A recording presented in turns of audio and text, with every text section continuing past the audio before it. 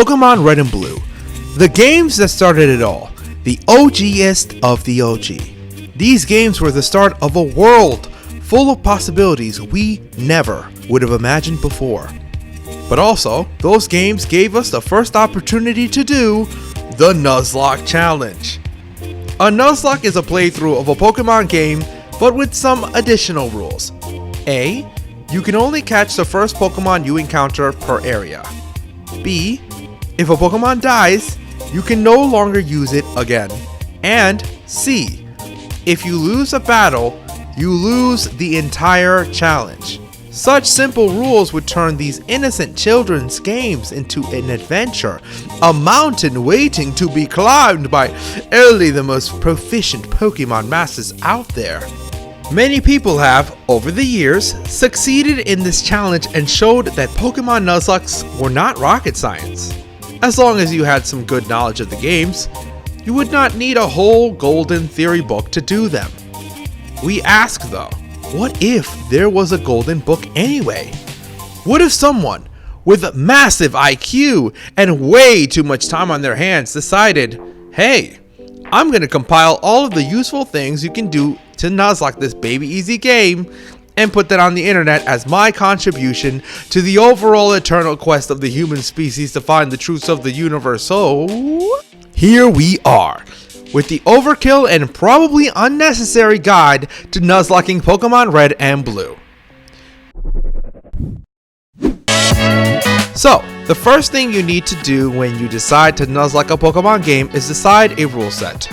See, the rules we mentioned this far are what we call the vanilla Nuzlocke rules, to which you may add, depending on how smart you are and how long it's been since you've touched grass, more rules to make the whole thing much more difficult.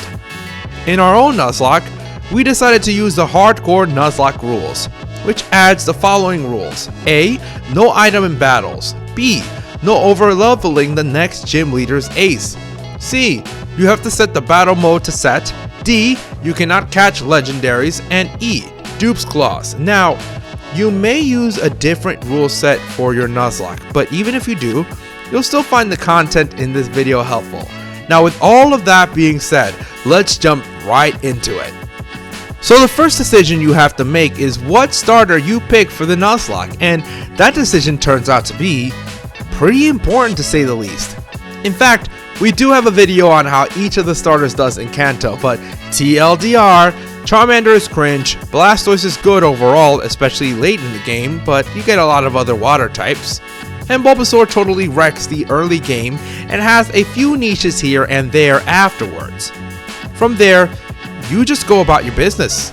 You collect the Oak Parcel, you get the Pokédex, and you go to the mart to finally be able to catch Pokemon. The split of the game before Brock is very straightforward. You catch your encounters carefully, you level them up a bit, and you move on. Just be careful around Viridian Forest though. See, them bug catchers have those things called Weedles, which are not very strong, but they may poison you, which can be a problem since you take out of battle poison damage in this game. So, be sure to always have a few antidotes in case that happens to you. Once you make it through the forest, the first real challenge in this game is Brock, and here are some Pokemon that you can use to help. 1. Squirtle and Bulbasaur. They have stab moves that just OHKO both Brock's Pokemon, no questions asked. 2. Butterfree. Confusion makes sure you do very good damage to Brock Pokemon on every hit because of their weak special. 3. Charmander. Despite being resisted, Charmander can solo this fight with perfect play. We've already shown this in our Charmander video, check it out. 4. Pidgey has Sand Attack and helps the rest of your Pokemon.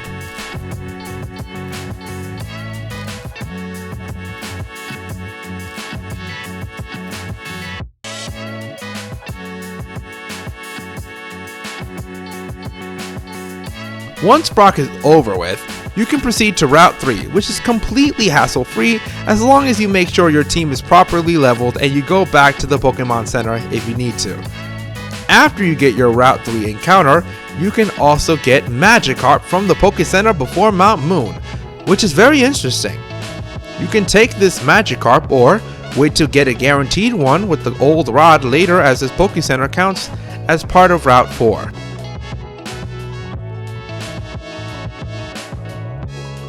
And then you are free to move to Mount Moon. Now there are a few pieces of advice we have for you for Mount Moon. 1. Make sure to grab the TM Mega Punch as well as the Moonstone. If you reach Cerulean, you won't be able to go back to get them. 2. Choose the Helix Fossil, for not only you must pay proper honor to Lord Helix, but it is also true that Amistar has a better special stat, which gives it Surfs and Blizzards more value, though you probably won't even need that.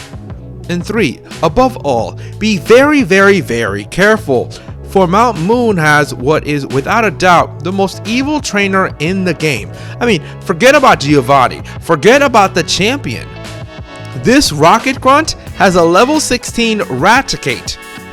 Do you know what is a Pokemon that you get at this point to beat this thing 1v1 at the same level if it spams Hyper Fang? None! Now you might be spared by the AI roulette, but there's no need to take that risk, so just don't fight him. Just don't. Now, once you do all of these things, you will find yourself in Cerulean City, home to Gym Leader Misty. Now you can fight her. Right now if you're feeling ready for it, but you can also do the Nugget Bridge SS Ticket segment, and that'll open up more encounters. If you decide to do that, you will have to fight the rival. And as a general rule for this game in particular, the rival fights can mess you up if you're not careful. In this fight, the Pidgeotto may lower your accuracy with Sand Attack, and has quite strong quick attacks for this point in the game. Also, the Rattata can do a lot of damage to you with Hyper Fangs and has quick attack too, so you should respect this fight by bringing a full team of decent level Pokemon. And be careful while playing this fight out. You should be fine. After you're done with that, you'll need to fight a few easy trainers and then get access to Route 24 and 25. There are technically 2 different encounters in which you can catch new Pokemon, which can be Abra as well as Oddish or Bellsprout depending on which version of the game you're playing. You can delay the Misty fight even further, all the way until you reach Vermilion City, which gives you the Route 18 encounter as well as Old Rod, and the TM Body Slam from SSN. Now with all of that being said, let's finally address Misty. Here are some Pokemon that are usable for the notoriously difficult Water Gym. 1. Ivysaur, the best starter as it solos the fight easily unless it's very bad RNG happen. 2. Gloom and Weeping Bell. Gloom is definitely very good and may very well solo. It's pretty much a downgraded Ivysaur, and Weeping Bell is, well, a slightly less downgraded Ivysaur, but both are very good. 3. Wartortle. The water on water matchup is lopsided in the favor because of TM Dig, Mega Punch, and Body Slam. That gives a turtle a lot of brawling power against her. 4. Beedrill. Learning Twin Needle at level 20 gives it a super effective move against Starmie, and while its odds of not losing to Starmie regardless are not very high, it can do stuff in a pinch. 5. Raticate. Same as Beedrill, the sheer power of Hyper Fang makes it useful. And 6. Finally, Gyarados. Definitely one of the best Pokemon for this. It has great stats, a decent move in Bite, and solos the fight without any issues whatsoever.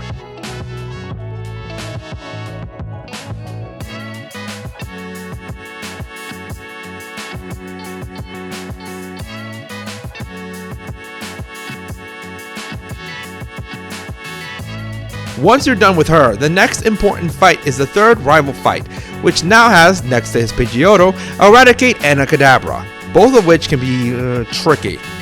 Raticate has strong Hyper Fangs that can crit for massive damage, and Kadabra is a Psychic type, which is the best type in Gen 1. Your best bet here is to be at a higher level and use the best Pokemon available, such as a fully evolved Nido form, Raticate, Gyarados, Wartortle, and so on. And make sure to play around critical hits if one would OHKO your Pokemon by switching out whenever you are at risk to dying to one of them. Heck, you might even bring a Pokemon you know you can sacrifice in a pinch if you're too scared. But if you play it carefully, you should be fine 99% of the time.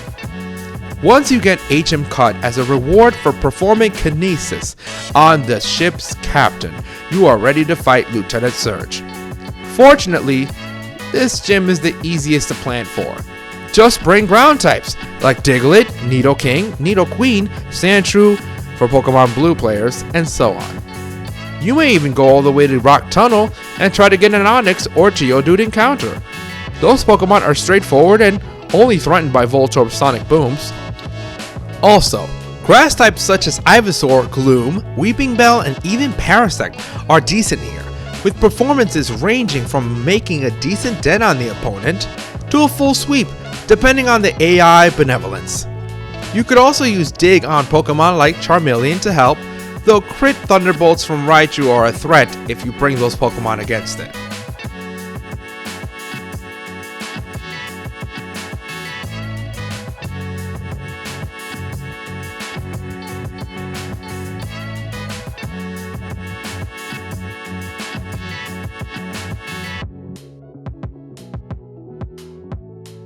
Once Lieutenant Surge is defeated, you can go to Rock Tunnel. You may or may not want to get HM Flash to help, as it is fairly easy to progress without it. You just have to be careful of the hikers, some of whom will have exploding Geodudes and Gravelers that can threaten to kill a Pokemon. So leading something that can one-shot them, such as Ivysaur or Bubble Beam Nidoqueen, is not exactly necessary, but there are also many grass types that can inflict status conditions on you, which you gotta be ready for, with healing items and good team members. This will lead you to Lavender Town with relative safety. At this point, you may enter the Pokemon Tower, though there is nothing to get from it unless you get the Silph Scope, so maybe leave that for later. Upon reaching Celadon, the game opens up a lot as you get access to many things, including Eevee, about which we made a video by the way, the Evolution Stones, access to Saffron City, and the invaluable TM Psychic, and of course, the 4th gym. Now, as trash as grass is, the Victory Bell can totally mess you up if you are not ready, as it has a 100% crit rate on Razor Leaf. But luckily, what Gen 1 gives, Gen 1 taketh away. See, there is that thing in these games called good AI, which, without getting into it too much, will force Erica to spam Poison Powder with her 2 best Pokemon whenever you send a Grass or Poison type such as Ivysaur or Vileplume out, which, as you may guess, is pretty nice since it means those 2 are basically a guaranteed win, since Tangela is just a dud and can be beaten with anything. Also, Beedrill benefits for more Gen 1 BS because for some reason, Bug is super effective against Poison, which makes Pin Missile a 4-time effective move into the fully evolved Grass Poison Pokemon, granting you an easy win. Also, if you play the Rocket Hideout before the gym, Haunter has an easy time here as well, thanks to good stats and favorable type matchup. Other Pokemon include the Burbs, Charmeleon, Growlithe, Vulpix, and Gyarados with Ice Beam, as well as any Pokemon with Psychic type moves. There probably is even more, but then again, this is the grass type, so I mean, what do you expect?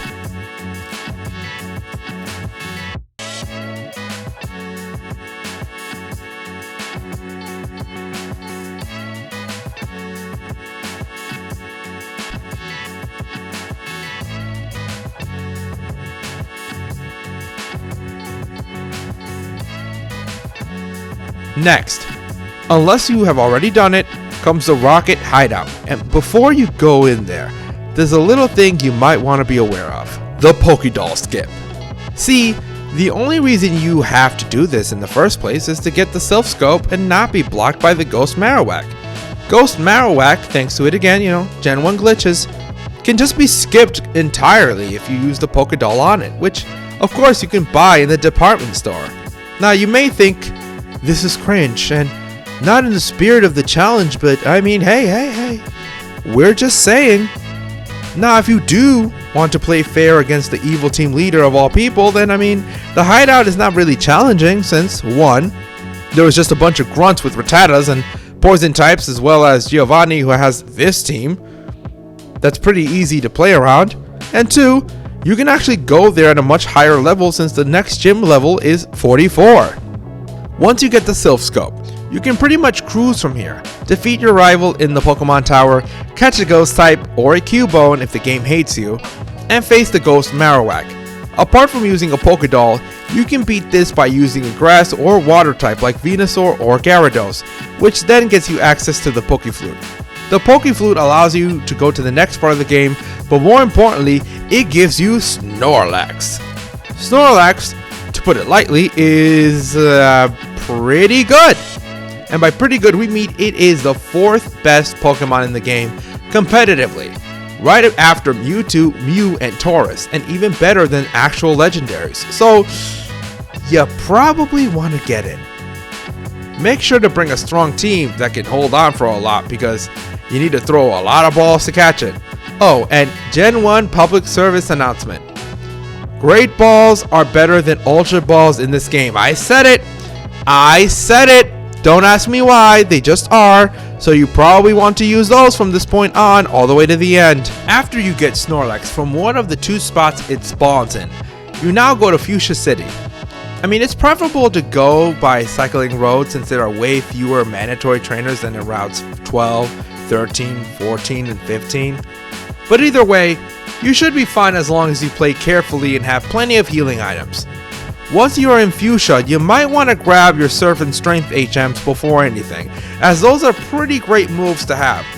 Once you've done that, you can go to Koga's gym and be very, very careful of the gym trainers.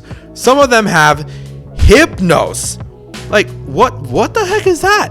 They're not even the most impossible fights all the time, but if you go in there under leveled and you run into one of them, you're gonna be sorry for it. Before you fight Koga himself, in case you are playing with level caps, bear in mind that Koga and Sabrina have the same max level, which means you have to plan ahead for your good Pokemon to not overlevel her. What you need to do is simply play the Silph-Co split before Koga, then come back. We'll talk about the split later. Now, Koga is absolutely not hard whatsoever. He has poison type Pokemon with weak special and bad power or coverage. The only problem here is that Weezing may explode on you, which may kill a Pokemon if it crits, and also happens to have a very respectable physical defense stat. It literally tanked a Nidoking's Earthquake in one of my runs, so be very wary not to play the boom chance. Apart from that, it is the usual. Either use Psychic types, Ground types, or just strong special attackers. Special mentions go to Haunter and Graveler for not caring about explosions. But if you're paranoid about it, and you feel you do not have the resources to risk, just use a Pokemon that's not very good and hang on until Koga booms on you.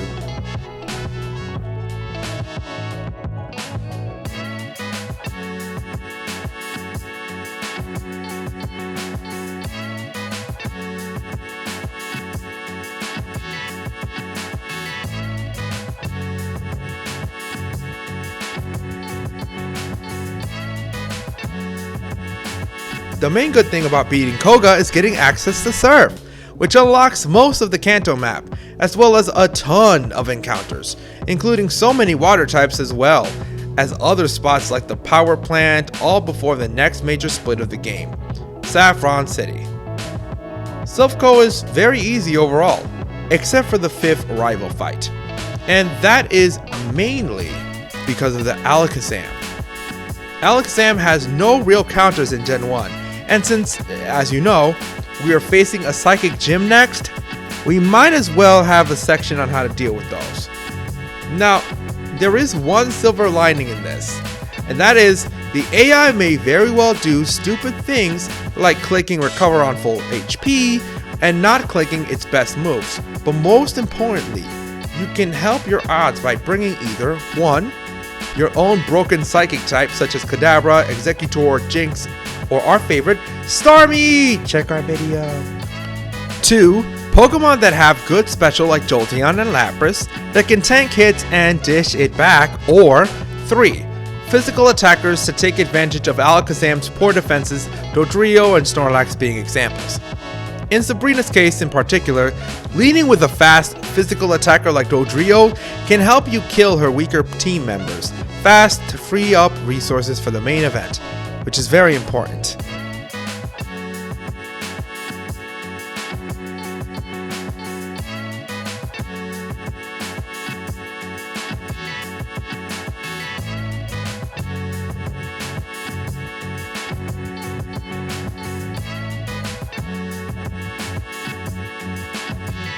Next up is the 7th and 8th gyms, or as we call it, the Water Fest. Any water Pokemon with good base stats solos this. Amistar, Starmie, Slowbro, Blastoise, Lapras, Gyarados, even things like Dugong and Golduck are absolutely decent. Other types that have type advantage against the gyms are also good. But the thing is, there are just so many great water types, it doesn't even matter.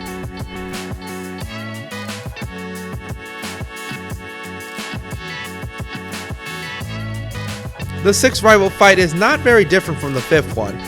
Just make sure to bring good Pokemon at high levels and have a counter for everything, especially Alakazam. Now for Victory Road, notice that the split has no mandatory trainers. So if you are careful, all you need is a Pokemon that can surf and push rocks around. Though it is always preferable you have a decently leveled team for this split in case you accidentally run into a trainer. For the Elite Four, the level cap in our rule set is 60, because we match the level of the highest Elite Four member. You can, of course, feel free to play this however you find most fun, but the question is, how do you even make a good E4 team? The main team problem is that your 6 Pokemon need to beat 26 Pokemon, so the solution must involve finding a Pokemon that, individually or collectively, beat a significantly large amount of foes. Now we may have talked about an example of that in one of our previous videos, but let us give more hints. Psychic types are very good against Bruno and Agatha, and could solo the fight themselves, which is massive. Poison and fighting types can abuse the good AI by forcing Lance's dragons to spam useless psychic moves, and Lorelai's Dugong and Slowbro can use Rest and Amnesia respectively. The best one is definitely Hitmonlee, because it can set up 6 Meditates against Dugong and sweep. Jolteon and Raichu can sweep Lorelai mostly or completely depending on the RNG, and can kill Lance's Gyarados and the rival's water type. Good water types are excellent as they can beat Bruno's Onyxes, Lance's Aerodactyl, have ice moves for the dragons, drown Rhydon with Surf, and can be used against other foes in a pinch. Tentacruel also is a poison type, which benefits from the previously mentioned benefits. And finally, be careful that you must keep your Pokemon alive while fighting the Elite Four if you can, as Pokemon that die cannot be used in the next fights, which means you might want to take the least amount of risks against the earlier Elite Four members, which is especially true in Kanto as Lorelai is the hardest team to face. Conversely, the champion fight is the last fight in the game, so you can definitely just YOLO and sacrifice Pokemon if you're cornered, as long as of course you end up winning. And that is it for our Nuzlocke guide, and of course you may wonder what team we did use. Well, maybe it's better you stay uninformed on that one, as your own Nuzlocke is best appreciated when you finish it with your own team. On that note, we hope you enjoyed the video and found it informative. If you liked this video, please leave a like and subscribe as it helps us out a lot. Check out these videos while you're at it, and we'll see you on the next one.